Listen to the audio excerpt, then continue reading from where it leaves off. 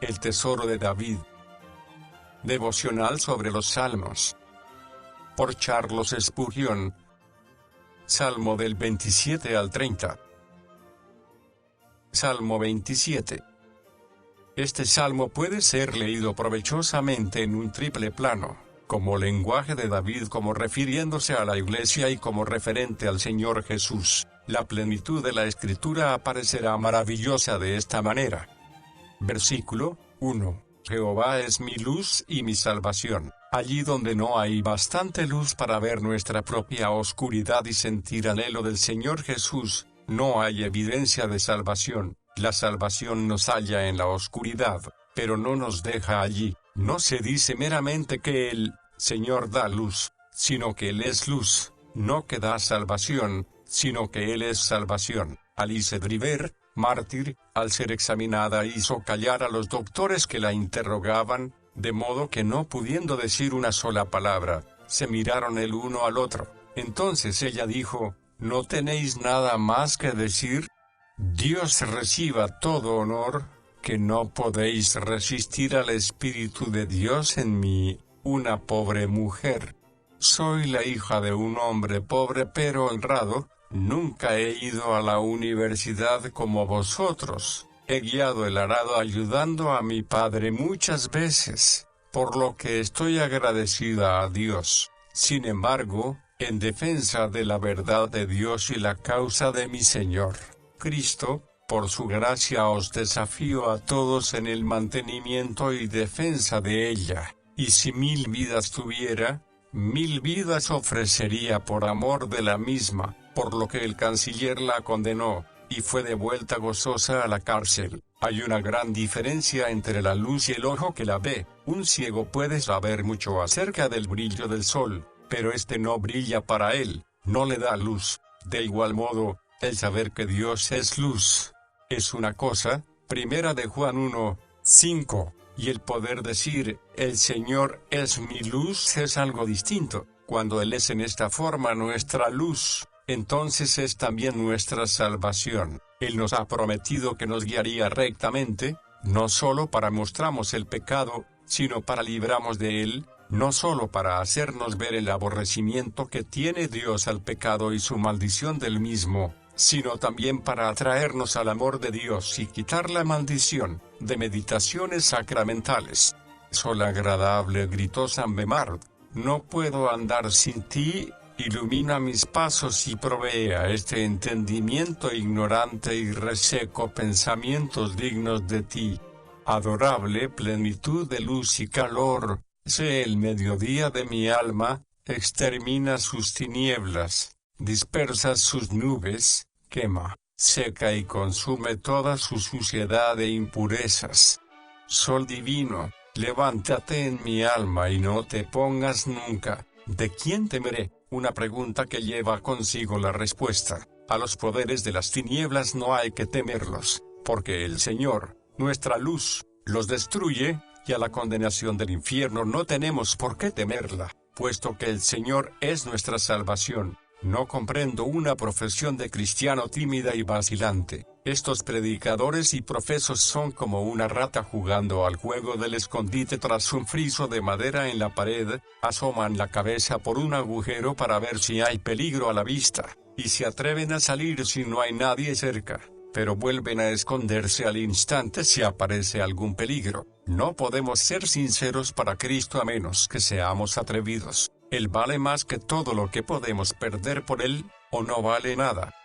Versículo 2. Cuando los malignos, es una señal de esperanza cuando los malignos nos aborrecen. Si nuestros enemigos fueran personas piadosas, sería algo lamentable, pero tratándose de los malignos, su aborrecimiento es mejor que su amor. No hay bocado más delicado para un estómago malicioso que la carne de un enemigo. Se lo traga sin mascarlo, como hacen los glotones. Todos los grandes peces se comen a los pequeños, y los hombres prepotentes no tienen más peso en la conciencia por comerse a otros que por comer una rebanada de pan. Los buitres sienten antipatía hacia los olores placenteros. Así también, en los malvados hay una antipatía contra el pueblo de Dios, odian el suave perfume de sus gracias. Hay mucha sabiduría en la plegaria de John Wesley: Señor, si he de tener pugnas, que no sea con tu pueblo.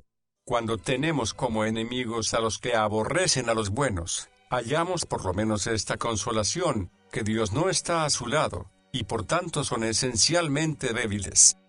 Versículo 3. Aunque un ejército acampe contra mí, no temerá mi corazón. El ejército acampado inspira mayor terror que el mismo enemigo en plena batalla. Young nos dice que algunos sienten 1000 muertes al temer una. Felizmente para mí, no podéis anularme delante de Dios, y su estimación sola me compensa, y me recompensa, por vuestro desprecio. Allí donde no hay confianza en Dios, no habrá permanencia de contacto con Dios. Cuando el viento de la fe deja de hinchar las velas, el barco de la obediencia deja de surcar los mares.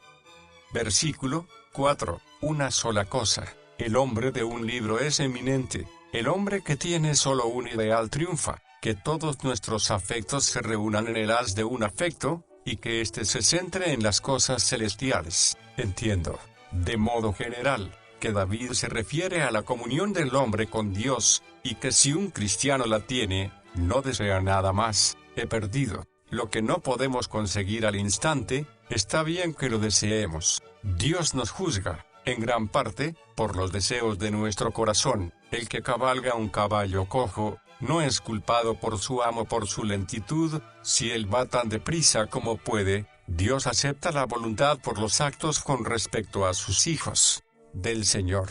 Este es el objetivo apropiado para nuestros deseos. Este es el pozo en que hundir nuestros cubos. Esta es la puerta a la que hay que llamar, el banco al que girar. Centra tu deseo en los hombres y yaces en el polvo como Lázaro. Pon tu deseo en el Señor y eres llevado por los ángeles al seno de Abraham. Bajo las penosas circunstancias de David podríamos haber esperado que deseara reposo, seguridad y 1000 otras cosas buenas, pero no.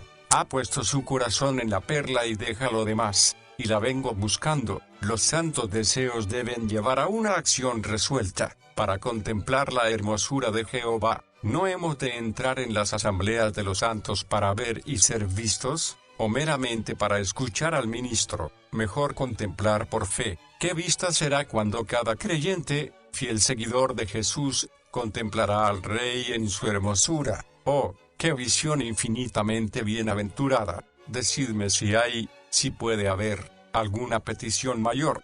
Una cosa que David desea es, en efecto, el unum necessarium de que habla Cristo en el Evangelio, lo que María escogió, lo mismo que David. Aquí, otra cosa que podemos llamar un elemento de la hermosura en Dios es la combinación de sus varios atributos en un todo armonioso. Los colores del arco iris son hermosos tomados aislados, pero hay una hermosura en el arco iris que no depende de ninguno de los colores aislados. La santidad es hermosa, la misericordia es hermosa, la verdad es hermosa.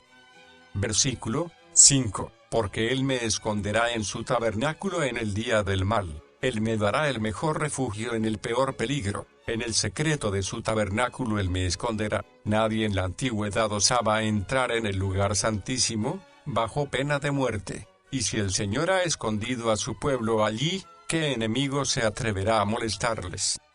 Versículo 7. Oye, oh Jehová, mi voz con que a ti clamo. La voz que en el último versículo estaba afinada a la música, aquí se ha transformado en llanto. A los fariseos no les importaba que el Señor les oyera con tal que les oyeran los hombres. Versículo 8. Cuando tú dices, buscad mi rostro, mi corazón responde, tu rostro buscaré, oh Jehová. Oh, si pudiéramos estar aún mejor dispuestos a esta santidad, es decir, que Dios nos hiciera más maleables a la mano divina, y más sensibles al toque del Espíritu de Dios. Dios quiere que le conozcamos. Él está dispuesto a abrirse y dejarse ver. No se deleita en esconderse. Dios no nos mantiene a distancia como algunos emperadores, que creen que la presencia disminuye el respeto. Dios no es esta clase de Dios, sino que puede ser buscado. En el hombre, cuando descubrimos alguna debilidad, podemos pronto hurgar y hallar los límites de su excelencia, pero con Dios es totalmente al revés. Cuanto más le conocemos, más hallamos en él para admirar. Buscad mi rostro, él desea revelarse a nosotros. Cuando tú dices, aquí tenemos una oración, esto es, él derrama sobre un hombre un espíritu de gracia y de suplicación, una disposición a orar, pone motivos, sugiere argumentos y ruegos hacia Dios. Podemos decir esto: Dios no nos estimula y corrobora para que le busquemos, sino cuando Él intenta que le hallemos. Tú has oído el deseo del humilde, tú prepararás su corazón, tú harás que tu oído escuche. Salmo 10, 17. Y me buscaréis y me hallaréis, cuando me busquéis de todo corazón. Jeremías 29, 13. Mi corazón responde. El corazón está entre Dios y nuestra obediencia, como si fuera un embajador. Comprende lo que Dios quiere que se haga, y luego pone una orden sobre todo el hombre. El corazón y la conciencia del hombre son en parte divinos y en parte humanos. No rechaces con ira a tu siervo. Dios aparta a muchos con ira a causa de su supuesta bondad, pero no a ninguno por su maldad confesada. Tu siervo. Es algo bendito y feliz ser un verdadero siervo de Dios. Considera lo que dijo la reina de Seba de los siervos de Salomón. Felices son tus siervos. Primero de Reyes 10, 8. Versículo 10. Aunque mi padre y mi madre me abandonasen. Estas son relaciones queridas y son las últimas en abandonamos. Pero si la leche de la bondad humana se seca incluso en los pechos, hay un Padre que no olvida nunca. Con todo, Jehová me recogerá. Se trata de su amor, su sabiduría, su poder, su eternidad, y todo en su naturaleza. Y a esto se añade su promesa, con lo que tenemos la plenitud de toda la seguridad que uno puede desear. Versículo 11. Enséñame, oh Jehová, tu camino, y guíame por senda de rectitud a causa de mis enemigos. Si un hombre viaja por la carretera real y le roban en pleno día, puede recibir satisfacción del condado en el cual tuvo lugar el robo, pero si emprende el viaje por la noche, no hay protección durante este tiempo. Hace el camino bajo su riesgo y ha de aceptar el resultado. Del mismo modo, si un hombre guarda los caminos de Dios, puede estar seguro de la protección de Dios, pero si se ha descarriado, él mismo se expone al peligro, a causa de mis enemigos. Es maravilloso observar en qué forma la simple sinceridad desconcierta y supera la astucia de la maldad. La verdad es sabiduría. El mejor modo de proceder es la sinceridad. Los creyentes condenan con sus vidas a quienes condenan con sus labios. Cristiano, si tú vives en la tienda abierta del libertinaje, el inicuo no retrocederá unos pasos, como por vergüenza hicieron Sem y Jafet, para cubrirte, sino que seguirá adelante para publicarlo, como hizo Cam. Así, hacen uso de tu debilidad como excusa para su maldad. Los hombres son implacables en sus censuras de los cristianos, no tienen simpatía y comprensión respecto a su debilidad. En tanto que un santo es una paloma a los ojos de Dios, es solo un cuervo para la estimación de los pecadores. Resiste, tus enemigos huirán. Tiembla el infierno cuando le mira el cielo. Procura defenderte más bien que atacar. La confianza propia falla en el conflicto. Cuando te desafían, has de arrostrar peligros. El valor verdadero no es fuego de virutas, sino un horno encendido permanente. Siempre es humilde, no confía en sí mismo, y no se lanza de por sí al peligro. Sé fiel a Dios, encomiéndate a Él, y encontrarás que Dios lucha por ti si a Él te resignas. Ama a Jesús, el temor no resiste al amor. Ama a Jesús, y serás vencedor.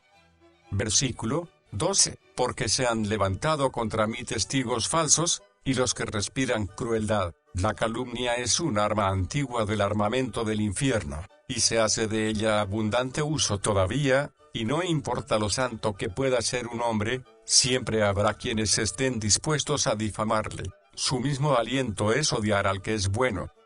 Versículo 13. Hubiera yo desmayado. Puedes, si quieres, dudar de que todas las aguas del océano llenen una cuchara, antes que dudar de que la plenitud divina no baste para ti si no te queda nada en este mundo. Una gota de la dulzura divina es bastante para hacer que en la misma agonía de la muerte más cruel grites con gozo: la amargura de la muerte ha pasado.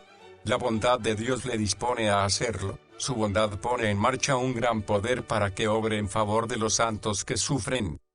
Versículo 14. Espera en Jehová, espera a su puerta en oración, espera a sus pies con humildad, espera a su mesa con servicio, espera a su ventana con expectación. Resiste, tus enemigos huirán. Tiembla el infierno cuando le mira el cielo, procura defender más bien que atacar. La confianza propia falla en el conflicto. Cuando te desafían, has de arrostrar peligros. El valor verdadero no es fuego de virutas, sino un horno encendido permanente. Siempre es humilde, no confía en sí mismo, y no se lanza de por sí al peligro. Sé fiel a Dios, encomiéndate a Él y encontrarás que Dios lucha por ti si a Él te resignas. Ama a Jesús, el temor no resiste al amor. Ama a Jesús, y serás vencedor. Salmo 28. Decían los antiguos que hay una espina en el pecho del ruiseñor que le hace cantar. Las aflicciones de David dan elocuencia a su santo salterio. Versículo 1. A ti clamaré, oh Jehová, roca mía. ¿Será en vano clamar a las rocas en el día del juicio? Pero nuestra roca escucha nuestros clamores. Es de la mayor importancia que tengamos un objeto definido en que fijar nuestros pensamientos. Invócame, y te responderé, y te mostraré grandes proezas que tú no sabes. Uno que le está mirando desde arriba le escucha, se prepara para contestarle. Querido lector, en tiempo de tribulación no desvaríes, que tus pensamientos no vayan de un lado a otro buscando un punto en que fijarse. A ti clamaré. Feliz el hombre que siente y sabe que cuando llega la tribulación no tiene que estar perplejo y confuso por el golpe, por fuerte que sea. Roca mía, Cristo en su persona, Cristo en el amor de su corazón y Cristo en el poder de su brazo es la roca sobre la cual reposamos. No te desentiendas de mí. Su silencio llena de temor al ansioso suplicante. ¿Qué caso tan terrible sería si el Señor se quedara para siempre silencioso ante nuestras oraciones? ¿Qué deseamos que nos diga Dios? Queremos que nos haga saber que nos escucha.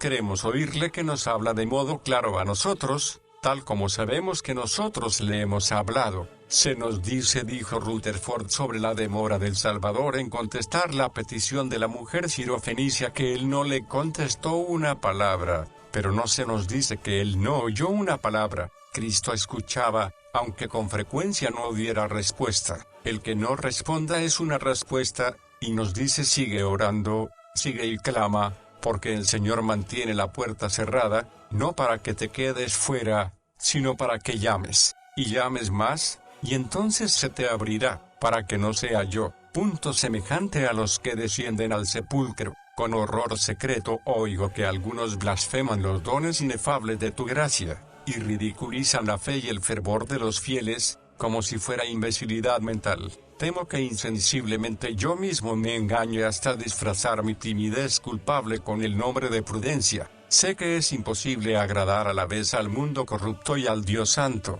y, con todo, estoy perdiendo de vista esta verdad. Fortaléceme, oh Señor, contra estos descensos tan perjudiciales para tu gloria, tan fatales para la fidelidad debida a ti. Versículo 2. Oye la voz de mis ruegos. Una oración silenciosa puede hablar con voz más alta que los gritos de los sacerdotes que se esforzaban por despertar a Baal con sus gritos. Cuando alzo mis manos hacia tu santo templo, extendemos nuestras manos vacías porque somos mendigos. Las levantamos porque buscamos provisiones celestiales. Las elevamos hacia el propiciatorio de Jesús. Versículo 3. No me arrebates juntamente con los malos. Estos serán arrastrados al infierno, como leños echados al fuego, como haces en una hoguera. David teme que sea atado en unas y arrastrado a su perdición, los cuales hablan paz con sus prójimos, pero la maldad está en su corazón. Palabras blandas, untuosas por el amor fingido. Sería mejor estar encerrado en un pozo con serpientes que obligado a vivir entre mentirosos. El amor fingido es peor que el odio. La amistad falsificada es peor una mentira. Versículo 4. Lector infiel, ¿cuál será tu destino cuando el Señor te juzgue?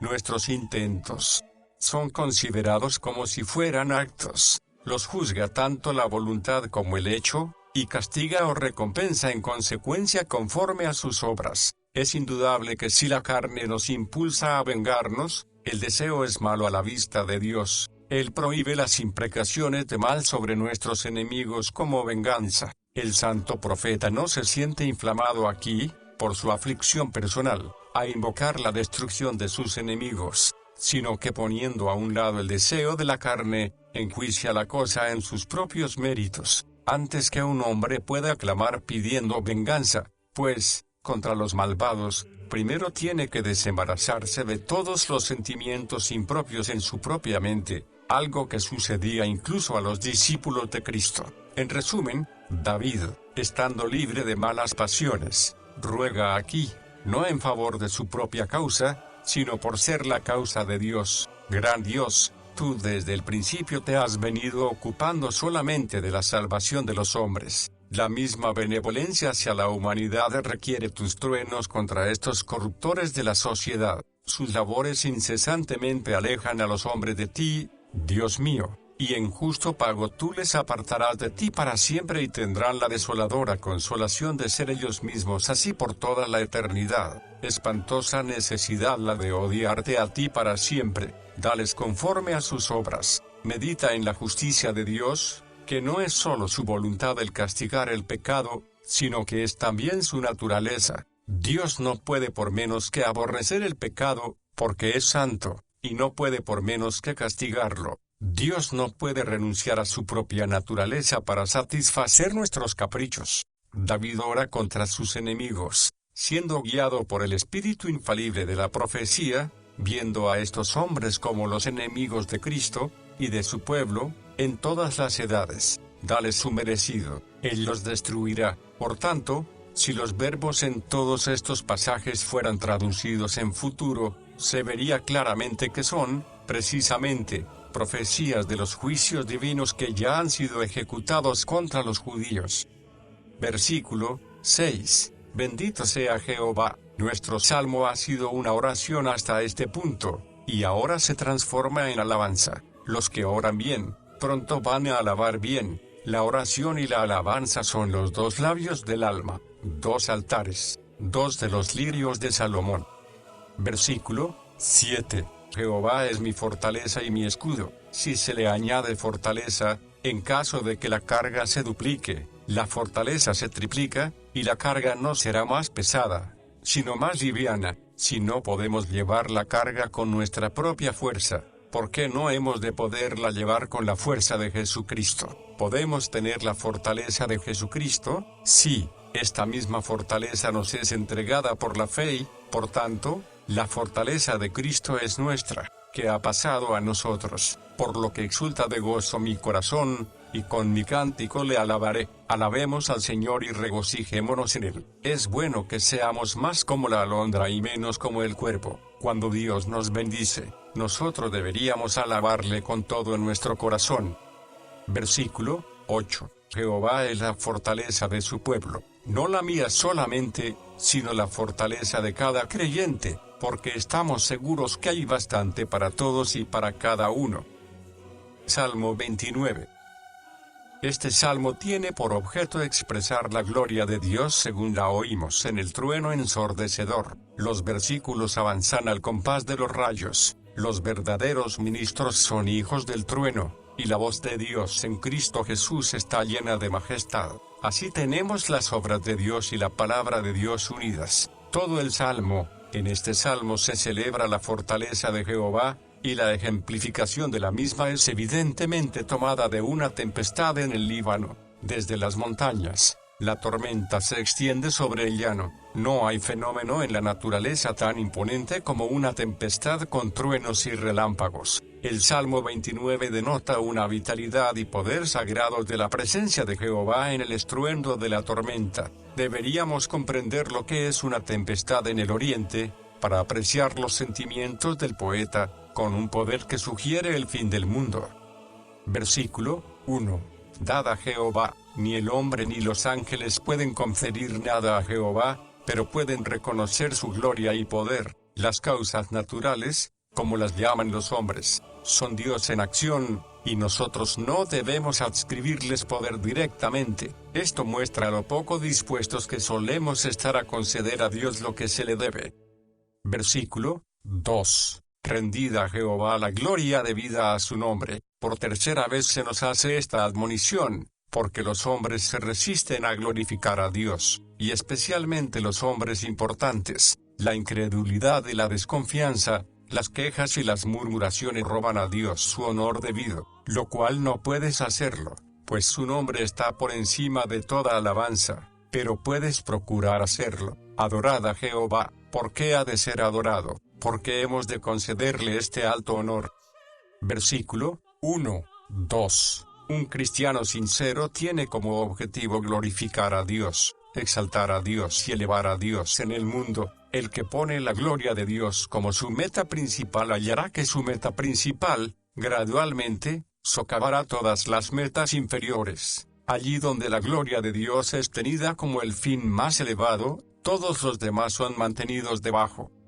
Versículo 3. Voz de Jehová sobre las aguas. No hay vista que más alarme que el destello del rayo alrededor del mástil del barco. Truena el Dios de gloria. El trueno es en realidad un mero fenómeno eléctrico, pero es causado por la intervención de Dios mismo. La electricidad por sí misma no puede hacer nada. Tiene que ser usada y enviada a su objetivo, y hasta que el Señor Todopoderoso la envía, su rayo es inerte e impotente. Antes volaría por los cielos una roca de granito que un relámpago cruzara el espacio sin ser enviado por la causa primera. Sí, gran Dios, este corazón hasta aquí tan seco, tan duro, tan árido, esta roca que tú has golpeado por segunda vez, no va a resistirte ya más, porque de ti brotan aguas saludables y abundantes. La misma voz de Dios que trastoma las montañas, envía sus truenos y relámpagos y divide el cielo por encima del pecador,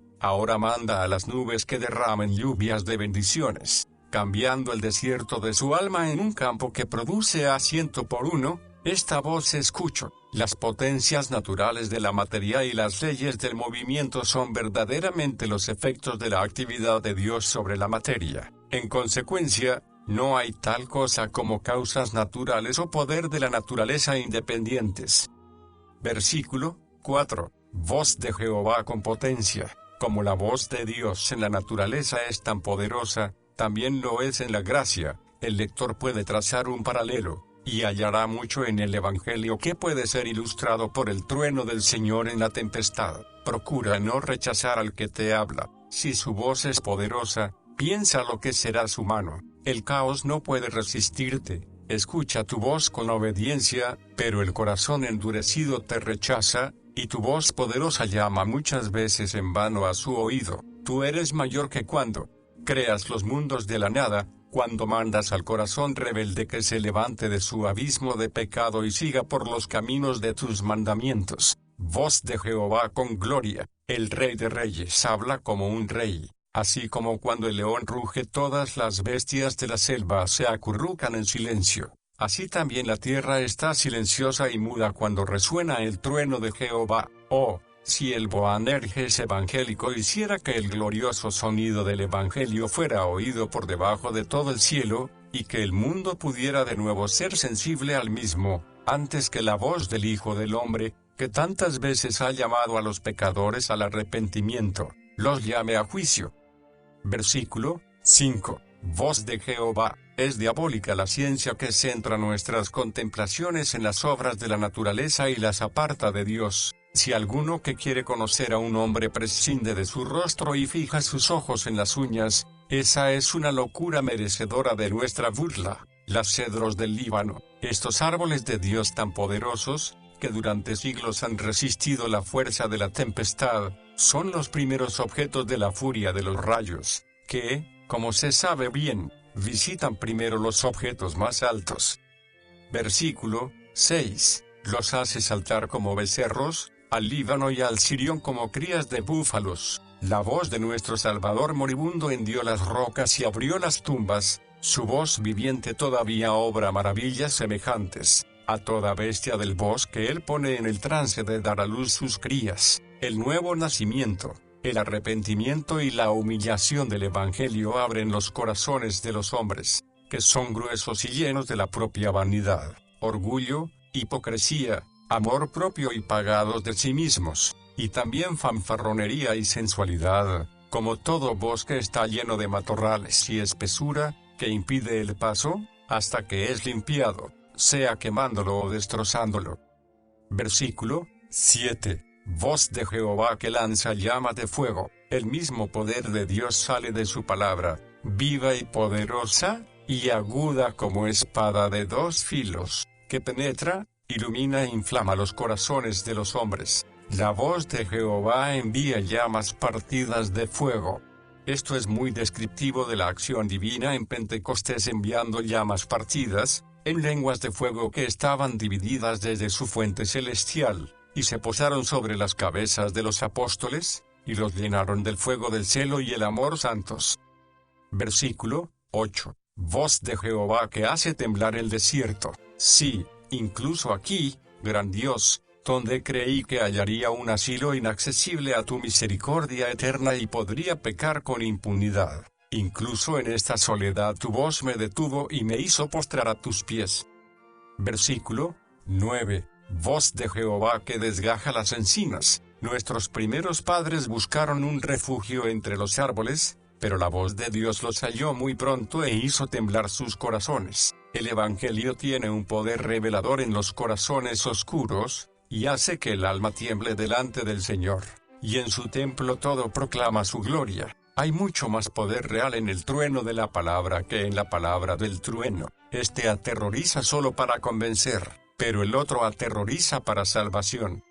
Versículo 11. Jehová dará fuerza a su pueblo, Jehová bendecirá a su pueblo con paz. En el huracán que describe este salmo se desplegó un gran poder. En la calma suave después de la tormenta se promete que este poder será la fuerza de los escogidos. Primero, el Evangelio pone este premio en la mano del que está dispuesto a adquirirlo. Es paz de conciencia, porque la paz de conciencia no es sino un pago realizado bajo la mano de Dios, el que la deuda de la justicia divina sea pagada plenamente. Segundo, todo verdadero creyente tiene paz de conciencia en la promesa, que nosotros contamos tan buena como dinero constante y sonante. Vale la pena leer todo el Salmo para ver qué peso pone el Señor en esta promesa dulce. El Salmo tiene por objeto mostrar qué grandes cosas puede hacer Dios, y que esto no significa para él nada más que una palabra. Este Dios que hace todo esto, promete bendecir a su pueblo con paz. No sería una paz triste si hubiera calles tranquilas pero nos cortáramos el cuello en nuestras casas. Con todo, infinitamente más triste es tener paz en las calles y las casas pero guerra y sangre en nuestras conciencias culpables. Mi paz os dejo, mi paz os doy. En tercer lugar, el llamado el fruto apacible de la justicia, sale de modo tan natural de nuestra santidad como un fruto brota de la simiente correspondiente. Salmo 30. Título: Salmo cantado en la dedicación de la casa. Salmo de David, o un cántico de fe, puesto que la casa de Jehová, en su proyecto, fue algo que David nunca vio realizado. Un salmo de alabanza, puesto que había sido detenido un penoso juicio y perdonado un gran pecado. Versículo 1. Te ensalzaré, oh Jehová, tendré una concepción de ti alta y honrosa, y la expresaré con mi música mejor. Otros pueden olvidarte, murmurar de ti, despreciarte, blasfemar tu nombre, pero yo te ensalzaré, porque he sido favorecido por encima de los demás, porque tú me has puesto a salvo. Aquí hay una antítesis: te ensalzaré, porque tú me has ensalzado. La gracia nos ha sacado del foso del infierno, de la zanja del pecado, del pantano del abatimiento, del lecho de enfermedad, de la esclavitud de las dudas y temores. No tenemos cántico que ofrecer por todo esto, hasta donde nos ha ensalzado nuestro Señor. Nos ha ensalzado al lugar de hijos, para adoptarnos en su familia. Nos ha ensalzado a una unión con Cristo, para estar juntos con Él en lugares celestiales. Ensalzad el nombre de nuestro Dios, porque Él nos ha ensalzado por encima de las estrellas. El verbo usado en el original denota movimiento recíproco de cubos en un pozo, uno que desciende y otro que sube, y viceversa, y es aplicado aquí con propiedad admirable para indicar la reciprocidad y cambio en las fortunas de David según se describen en este salmo, como la prosperidad y la adversidad. Versículo 2. Dios mío, a ti clamé, y me sanaste. Si se nos para el reloj lo llevamos al relojero. Si nuestro cuerpo o alma están en una situación difícil, recurrimos al que los ha creado, y a su habilidad infalible, para ponerlos de nuevo en condiciones. En cuanto a nuestras enfermedades espirituales, no hay nada que las sane excepto el toque del Señor Jesucristo. Si tocamos el borde de su túnica seremos sanados, en tanto que si abrazamos a otros médicos no nos van a ser muy útiles. Versículo 3. Oh Jehová, hiciste subir mi alma de la tumba. Nota bien, no es espero que, sino tú has. 3 veces. David está seguro, sin la menor duda, que Dios ha hecho grandes cosas para él, por lo que está contento sobremanera. Versículo 4. Cantad a Jehová, vosotros sus santos. David no quería llenar su coro de réprobos, sino de personas santificadas que cantaran de corazón. Te llama, oh pueblo de Dios, porque vosotros sois santos. Y si los pecadores están silenciosos en su maldad, que vuestra santidad os constriña a cantar. Sois sus santos, escogidos, comprados con sangre, llamados y puestos aparte para Dios, santificados para que ofrezcáis el sacrificio diario de alabanza. Sed abundantes en el cumplimiento de este deber celestial.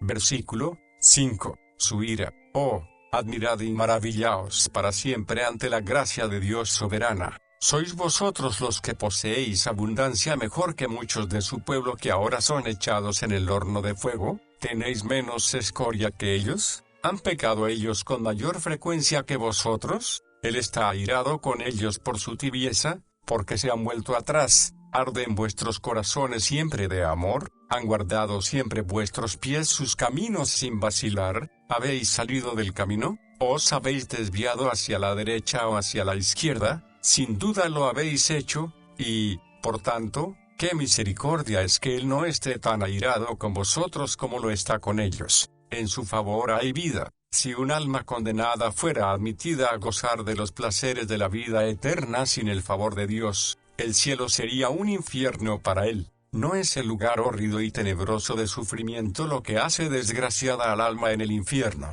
sino el desagrado de Dios. Si un alma elegida fuera echada allí y retuviera el favor de Dios, el infierno sería un cielo para él, y su gozo no podrían quitárselo todos los demonios del infierno.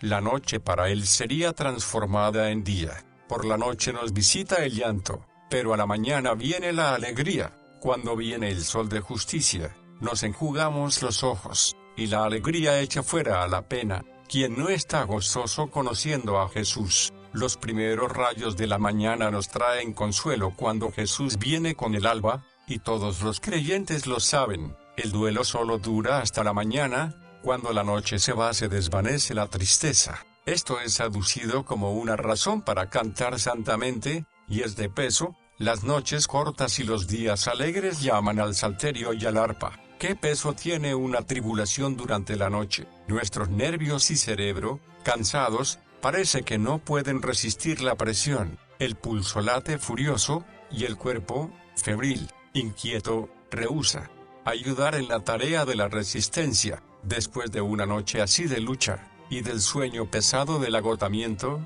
nos despertamos con un sentimiento vago de alteración. ¿Por qué nos sentíamos tan abatidos? Las cosas no se ven igual ahora, tristes, cierto, pero tolerables, duras, pero ya no imposibles, malas quizá aún, pero no desesperamos ya. El llanto nos visita por la noche, pero a la mañana viene la alegría. Y así, cuando la vida, con sus luchas y problemas y pecados, trayéndonos un conflicto perpetuo, termina al final en las luchas agónicas de la muerte, entonces Dios da sueño a sus amados, duermen en Jesús y despiertan en el gozo de una mañana que no se desvanecerá ni disminuirá, la mañana de gozo. El sol de justicia brilla sobre ellos, la luz se halla por todas partes, y solo pueden maravillarse cuando no recuerdan la desesperación, las tinieblas y la violencia de la vida terrenal, y dicen, como habían dicho varias veces sobre la tierra, por la noche nos visita el llanto,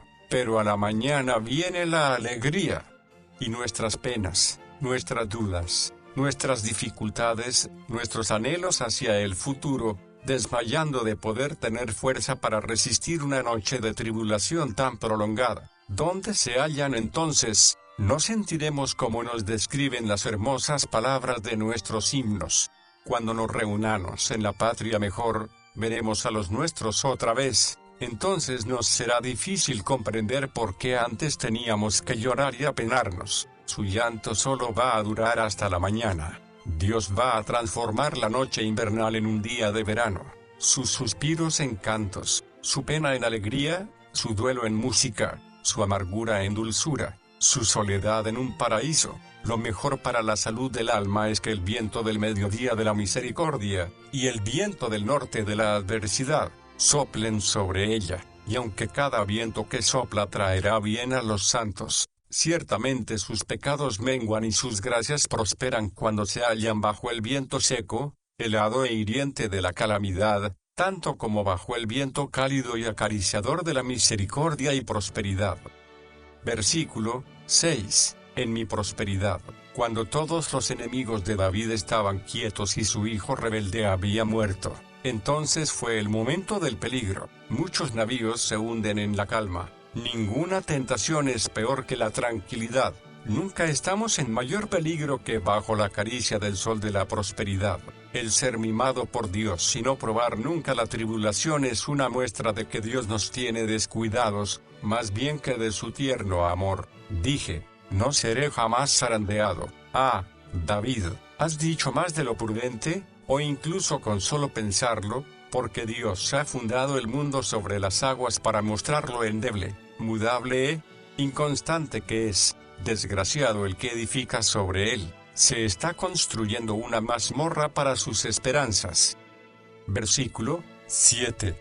Jehová, con tu favor me afianzaste como monte fuerte. Compara su estado al de una montaña, aunque un montón de arena habría sido mejor. Nunca pensamos demasiado poco de nosotros. David se jacta de que su montaña es firme, y, con todo, antes, en el Salmo 29, hablaba del Sirón y el Líbano saltando como becerros. ¿Era el estado de David más firme que el Líbano? Ah, engreimiento vano, común en todos. Qué pronto va a estallar esta burbuja cuando al pueblo de Dios se le sube este orgullo a la cabeza y piensa que va a gozar de inmutabilidad bajo las estrellas y constancia en el orbe circundante. Qué conmovedora y aleccionadora es la forma en que Dios corrigió la equivocación de su siervo. Pero escondiste tu rostro y quedé desconcertado. No hubo necesidad de aplicarle golpe alguno, bastó con que Dios se escondiera el rostro. Esto prueba, primero, que David era un santo genuino, porque el que Dios esconda el rostro,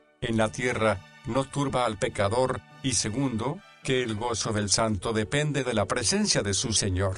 Los goces engendran confianza, la confianza da lugar al descuido, el descuido hace que Dios se retire y da oportunidad para que Satán obre a escondidas. Y así como los ejércitos después de la victoria se sienten seguros, y entonces es cuando son sorprendidos. Nosotros, con frecuencia, después de progresos espirituales somos derribados. Ningún versículo puede enseñarnos más claramente esta verdad gloriosa y consoladora, sobre la que a los escritores medievales les gusta insistir, de que el que Dios mire o no mire a sus criaturas es causa de la felicidad o desgracia de las mismas. Si Dios es tu porción, entonces no hay pérdida en todo el mundo que sea tan dura y pesada como la pérdida de Dios. La palabra hebrea Baal significa grandemente turbado o aterrorizado, como se puede ver en 1 de Samuel 28, 21, y la mujer fue a Saúl, y vio que estaba turbado en gran manera.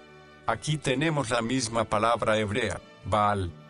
Versículo 8. A ti, oh Jehová, clamé. La oración es el recurso infalible del pueblo de Dios. Aun cuando se vean acorralados y sin saber por dónde volverse, todavía pueden acudir al propiciatorio. Cuando un terremoto hace temblar nuestra montaña, El trono de la gracia sigue firme y podemos ir a él. No nos olvidemos nunca de orar. No dudemos nunca del buen resultado de la oración. La mano que hiere puede curar. Acudamos al que nos da el golpe, porque él quiere oírnos. La oración es mejor solaz que la edificación de una ciudad. Por Caíno el procurarse música Saúl. La alegría, la diversión y los deleites de la carne son una receta lamentable para la mente afligida y abatida. La oración triunfa donde todo lo demás falla.